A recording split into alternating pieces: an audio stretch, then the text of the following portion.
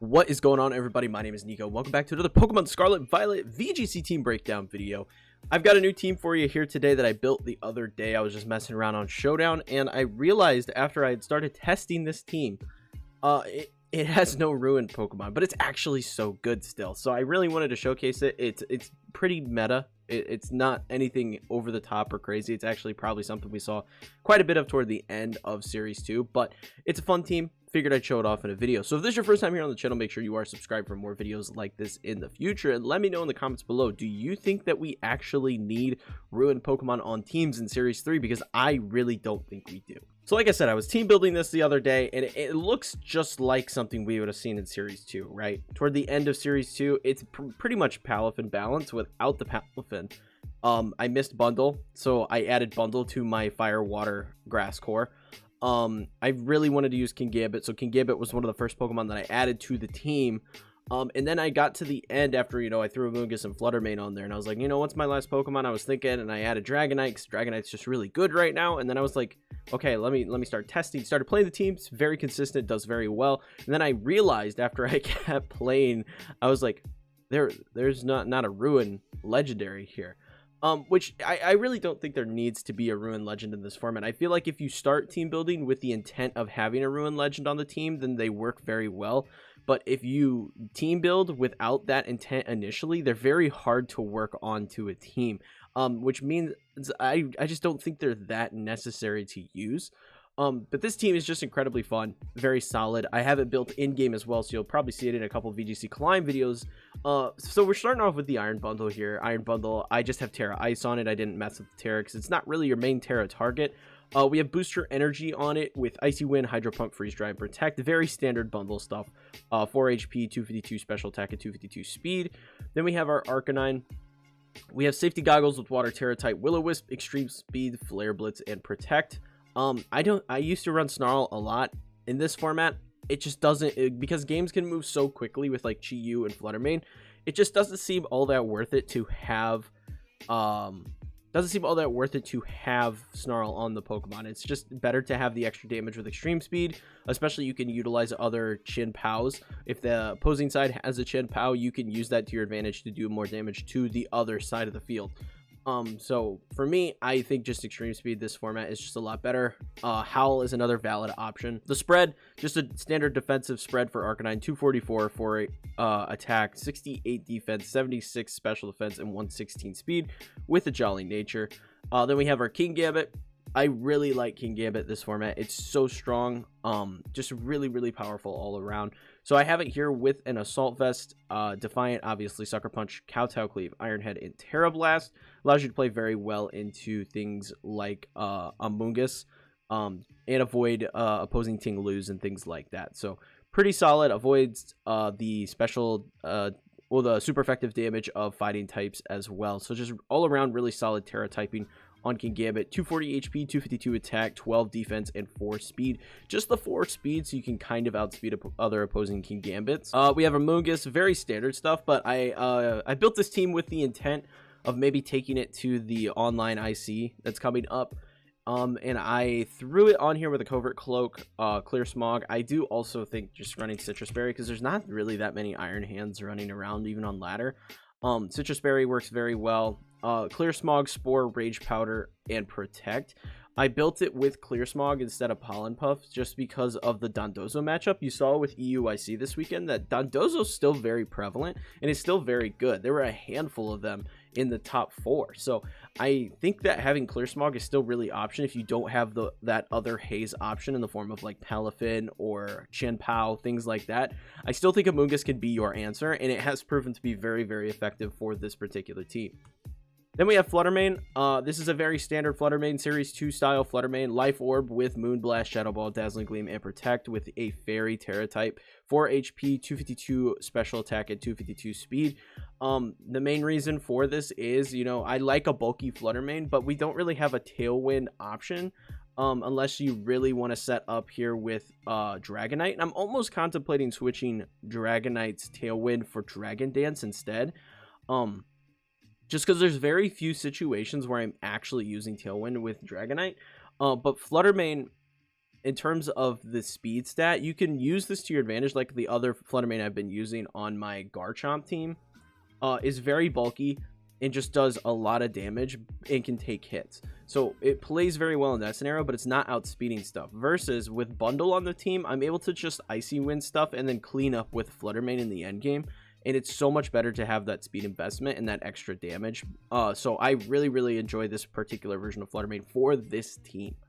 Then finally, to round it out, we have Dragonite with Extreme Speed, Stomping Tantrum, Ice Spinner, and Tailwind. Again, I'm considering switching it out for a Dragon Dance, but I have yet to test enough to feel confident in that. Normal is the Terra type of choice on this particular Dragonite. Then we have 196 HP, 236 attack, 4 defense, 12 special defense, and 60 speed with an adamant nature. All around, very consistent, very solid team, very fun to play. I'm going to take it into a battle and show you guys exactly how it works, and then we'll wrap up this video. Oh, the Dozo. The Bozo Dozo. Okay. So,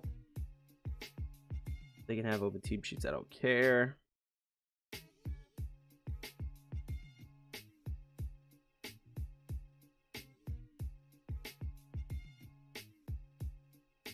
Kingambit actually feels really good.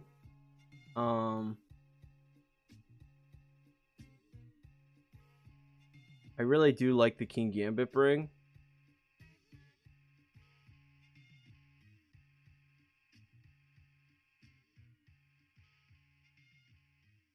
Almost thinking Kingambit and Bundle here.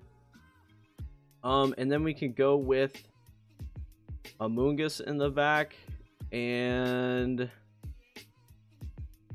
thinking Fluttermane. So Pelipper and Dondozo are the leads here.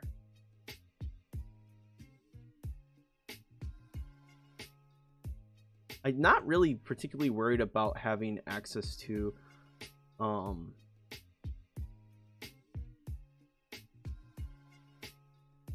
I kind of just want to get extra damage off onto Dondozo right now. So I'm not really worried about having Terra for anything else here. Yeah, they're going to go right into the Tatsugiri, which is fine.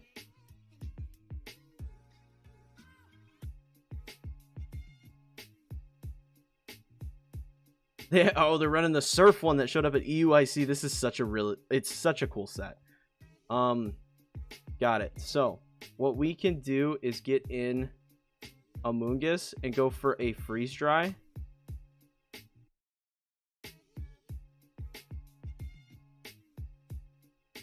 God, that does so much damage. It's ridiculous. Okay. So we can just go for Spore, and I'm pretty positive that a Moonblast here just KOs.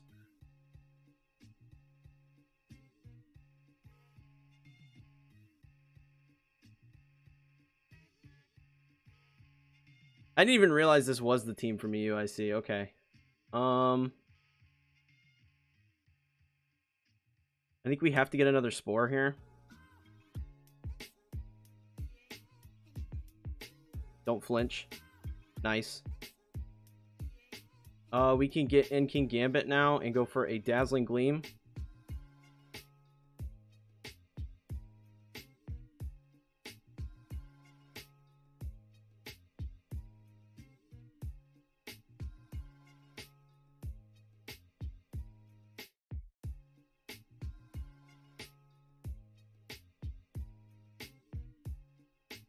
We go for another Dazzling Gleam here and a Sucker Punch. Actually, I'm kind of down to Sucker Punch into Pelipper. No, actually, we're going to Sucker Punch Dreadnought. Yep. Pelipper probably goes for the knockout on Kingambit. Yep. And then we have our Amoonguss come in. We can just Rage Powder and go for a Moonblast, and that'll close up the game.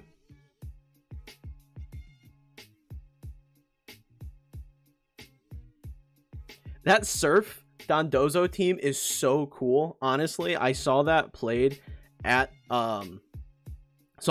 EUIC against Aaron Zhang. Absolutely crazy. Absolutely crazy. It was so freaking fun to see that. It's such a smart combination because not many people are running it. I think they're playing for timer, but I want to talk about this team because it's actually really cool. But the Dondozo with the Surf has great spread damage. It's just so cool, and I like the Dreadnought bring. Dreadnought was super cool. I'm really happy that Dreadnought made day 2 one of my favorite Gen 8 Pokemon. So all around, it was just like a really, really cool team. And I like the Chien-Pao Dragonite, you know, just to kind of have that extra option. Just super, super unique. I never would have thought about running like a specially attack-based Dondozo, but it was just so unique and fun to watch, and it does so much damage to like Amoonguss and stuff. Like, it's actually crazy. Like, my Kingambit, you saw it's like Assault Vest, and you saw how much damage it did off the rip. That's just, it's a wild amount of damage. Pelipper protects. Okay, we Rage Powder, we Moonblast. I mean, I don't know what we're doing here. They're really taking their sweet time. We just do the same play. They're probably going to play Timer again to get me to try and surrender. I don't know why people do this on ladder. It just doesn't make any sense. It doesn't make sense. Just take your loss, you know? Like, where are we ranked? Yeah, 1461, and yeah, I'm just on the edge of 1400. Like, just take your loss. Who cares? Let's see if they get the double protect. I'm curious at this point. That's surely the play they go for. Yep, that was exactly the play they went for. There we go. We knock out Pelipper. That's the game. So you got to see Amoonguss be very useful in that scenario. Like, the team still does incredible damage into the Dondozo matchup. Like, we didn't even have to clear Smog there. But having access to, like, the Spore and stuff, like, Clear Smog would have been great. But this team just does so much raw damage that we didn't have to worry too much about necessarily getting the Clear Smog off. So really fun team all around. But there it is for you guys. There will be a Pokepaste for you guys to check out if you want to try the team out for yourself. We've seen other players use non-ruined teams. Like, for example, Joe UX9 got second place at Fort Wayne with a non-ruined team. Moxie Boosted ran a non-ruined team in the last online competition.